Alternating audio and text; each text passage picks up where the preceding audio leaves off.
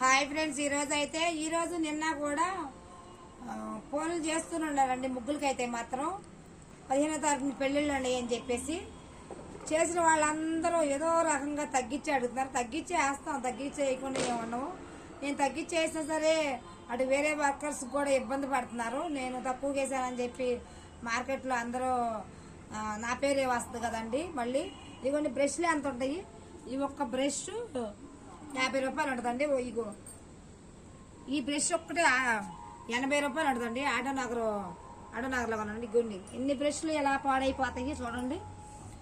ముగ్గులు మళ్ళీ రంగులు తీసుకొచ్చి వేస్తాం, వేసిన తర్వాత రంగులు పోయినాయి అయ్యి అంటారు. ఇదిగోండి మా ఇంటి ముందు ముగ్గేసి చూడండి, పోలేదా పోకుండా ఉంటాయి. అక్కడ ముగ్గేసాను చూడండి, ఇక్కడ ముగ్గేసాను చూడండి. సంవత్సరానికి ఒకసారి దిద్దించుకోవాలి. మరి జీవితాంతం అయ్యే ముగ్గులు ఉండాలంటే ఎలా ఉంటాయి? ఈరోజు నిన్న ఫోన్లు చేసిన వాళ్ళందరూ ఫోన్లు చేయటమే కానీ అంత ముగ్గు తక్కువగా వేయమంటారు. తక్కువగా ఎత్తాక ఎలా ఉంటుంది? ఇంత డబ్బా శాంపుల్ బాటి 50 రూపాయలు, బ్రష్ వచ్చి 50 రూపాయలు. తక్కువగా వేసే రోజులు కూడా లేవు, అసలు వేయలేకపోతున్నాం. మనం వేసిన తర్వాత కూడా కొంతమంది డబ్బులు ఇవ్వడానికి ఇష్టపడుతున్నారు, కొంతమంది అయితే అంత పని చేయించుకున్నాక ఇవ్వడానికి ఇష్టపడతలేదు. కొంతమంది 100కి 10 మందే మంచి వాళ్ళు కనపడుతున్నారు. చాలా మంది అయితే నన్ను ఇసుకిచ్చే వాళ్ళే కనపడుతున్నారు. ఈ ముగ్గులంటే మైండ్ సెట్తో వేయాలి కదా. ఈరోజు 3 డ్యూటీ దిగి వచ్చానండి. నిన్న డ్యూటీకి వెళ్ళి వచ్చాను. ఓ పక్కన డ్యూటీకి వెళ్తాను, ఓ పక్కన ఇంట్లో పని, 2 పిల్లల క్యారేజీ కట్టుకోవాలి. ఎంత పని ఉంటుందండి ఇంటి దగ్గర. చూడండి బట్టలు చూస్తే అలా ఉండయి, అంటులు చూస్తే అలా ఉండయి. ఎలా ఉంటుంది పని వర్క్. ఎన్ని పనుల మీద మనం చేసే పని చేస్తూనే ఉంటాం. వాళ్ళు శుభ్రంగా వేయించుకోవాలన్న ఆలోచన ఉండాలి. అలా వేయించుకునే వాళ్ళు అయితేనే నాకు ఫోన్ చేయండి. అలా రేట్లు ఇలా రేట్లు అయితే మాత్రం నేను ఎవరికి చేయలేను.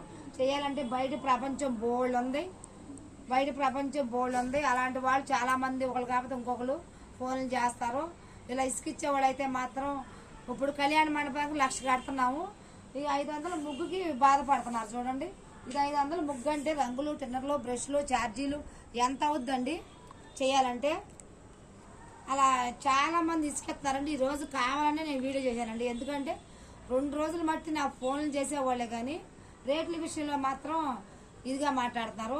ఇలా తక్కువగా అయితే మేము అసలు చేయలేకపోతున్నాం. అలా మంచిగా చేపించుకునే వాళ్ళకైతే మేము చేయగలుగుతామండి. అట్లనే అందరిని అన్ను కొంతమంది చాలా మంచి వాళ్ళు ఉన్నారు.